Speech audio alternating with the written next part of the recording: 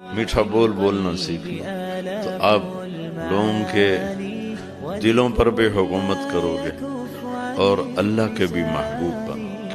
مناظرے نہیں کرنے، نفرت نہیں کرنے، سب سے محبت کرنے، سب کو محبت کرنے۔